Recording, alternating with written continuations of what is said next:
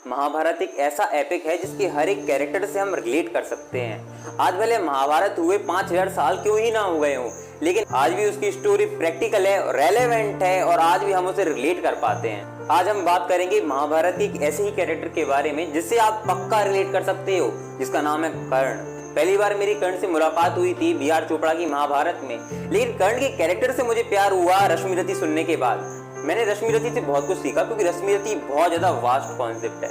लेकिन आज मैं आपसे करूंगा 3 ऐसे लाइफ लेसन आपके साथ में शेयर करूंगा जो मैंने सीखे और जो मेरे को हर बार काम आते हैं। तो चलिए शुरू करते हैं।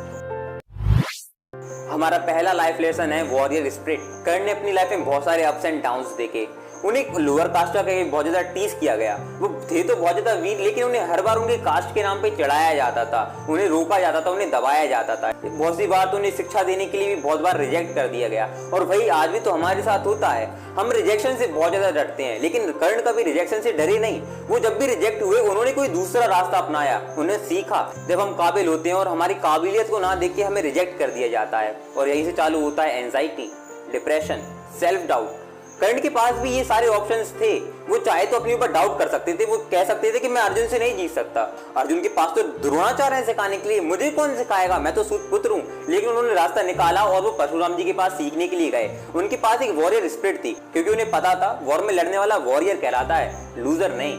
और यहीं से चालू होता है हमारा दूसरा लाइफ लेसन। उन्हें पता था कि भगवान परशुराम सिर्फ ब्राह्मण्स को शिक्षा देते हैं, पर वो ये भी जानते थे कि अगर उन्हें अर्जुन को हराना है, उनका अल्टीमेट गोल ही अर्जुन को हराना था, तो उन्हें द्रोणाचार्य शिक्षा तो देंगे नहीं। और अगर कभी द्रोणाचार्य ने उन्हें शिक्षा दी तो कहीं एकलव्य जैसा उनसे अंगूठा ना मांग लें, क्योंकि उन्हें पता था कि अगर उन्हें अर्जुन को हराना है तो उन्हें शिक्षा की ज्यादा जरूरत है। वो जानते थे कि अर्जुन ने बहुत सारी शिक्षा ली है, उन्होंने द्रोणाचार्य से सीखा है, लेकिन मुझे सिखाने वाला कौन है। इसलिए वो भगवान परशुराम जी के पास गए। लेकिन उन्हें यह भी पता था कि अगर परशुराम जी को इस बारे में पता चला कि वो शूद्र हैं, तो उन्हें इसकी बहुत बड़ी कीमत चुकानी पड़ सकती है। और आखिर में ऐसा हुआ भी। इससे रिलेटेड रश्मिरथी के अंदर बहुत ज्यादा इंटरेस्टिंग स्टोरी मिलती है।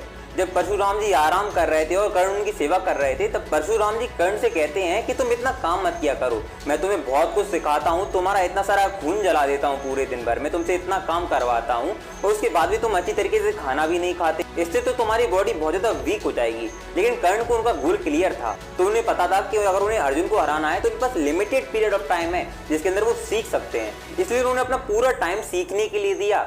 ये हमारे साथ भी तो होता है। हम भी अपने गोल्स को बनाते हैं, हम सोचते हैं कि मुझे ये करना है, मुझे वो बनना है, लेकिन हम बीच में डिस्ट्रैक्ट हो जाते हैं। कर्ण की स्टोरी से हमें यही सीखने को मिलता है किस तरीके से बिना डिस्ट्रैक्ट हुए अपने गोल को अचीव किया जाता है। उन्हें पता था उनके पास लिमिटेड पीरियड ऑफ टाइम है जिसमें उन्हें सीखना है। अगर उन्हें अर्जुन को हराना है, अगर उन्हें दुर्योधन का साथ देना है, उन्हें अपना गोल क्लियर था। और हमें अपना गोल ही क्लियर नहीं हो पाता। सबसे ज्यादा युवाओं की आजकल यही दिक्कत आती है कि हमें अपने गोल ही क्लियर नहीं होते। और अगर जब हमें अपने गोल क्लियर भी होते हैं तो डिस्ट्रैक्शंस आ जाते हैं। वो कहते हैं नहीं, तुमने गोल बना कैसे लिया, हम पूरा नहीं होने देंगे भैया। तो कर्ण की इस दूसरी स्टोरी से हमें बस यही जानने को मिलता है कि किस तरीके से अपने आप को डिसिप्लिन में रखें, किस तरीके से डिसिप्लिन में रहते हुए अपना काम करें और किस तरीके से अपने गोल को अचीव करें। क्योंकि इसी टाइम पे जब उन्हें परशुराम जी ने श्राप दिया था, तब उन्हें भी डिप्रेशन हो सकता था। वो ये भी सोच सकते थे कि जिस चीज को मैं सीखने के लिए आया, मेरे से वही चीज छीन ली गई, उनसे ब्रह्मास्त्र की शिक्षा छीन ली गई। लेकिन उन्होंने इस चीज का पश्चाताप नहीं किया और उन्होंने अलग अलग रास्तों को खोलना चालू किया, क्योंकि उन्हें पता था कि मुझे इधर उधर से अगर मैं जाऊंगा, क्योंकि कहीं ना कहीं से मुझे रास्ता मिल ही जाएगा। और आज हम वहीं पर ही चूक जाते हैं। हमारे लिए एक रास्ता बंद होता है तो हम वहीं पर ही बैठ जाते हैं कि अब मेरा कुछ हो ही नहीं सकता। लेकिन नहीं, अगर आपके लिए एक रास्ता खत्म होता है तो आपके लिए दूसरा रास्ता खुलता भी है। इसी के बाद में हमारा चालू होता है तीसरा लाइफ लेसन, जो बहुत ज्यादा इंपॉर्टेंट है। आगे के अगर आप 2 लेसन को भी भूल जाते हैं और अगर आप तीसरे लेसन को याद रखते हैं ना, तो आपने बहुत कुछ सीख लिया। जरूरी नहीं हम कर्ण की अचीवमेंट से सीखें, हम उनकी गलतियों से भी सीख सकते हैं। उनकी सबसे बड़ी गलती यही थी कि उन्होंने दोस्ती के नाम पे अधर्म का साथ दिया। उन्हें पता था कि जो कुछ भी वो कर रहे हैं वो गलत है, लेकिन दोस्ती को बचाने के लिए उन्होंने दुर्योधन का साथ दिया। जब द्रौपदी का चीरहरण हो रहा था, तब भी उन्होंने दुर्योधन को नहीं रोका, बल्कि द्रौपदी को वैश्या कहा। अगर वो चाहते तो वो दुर्योधन को तब भी रोक सकते थे और तब महाभारत होने से बच सकती थी, लेकिन उन्होंने ऐसा नहीं किया और इसका फल मिला महाभारत के रूप में। बहुत सारी मारकाट हुई, नरसंहार हुआ, लेकिन कर्ण अगर चाहते तो वो सब कुछ रोक सकते थे, वो दुर्योधन को समझा सकते थे।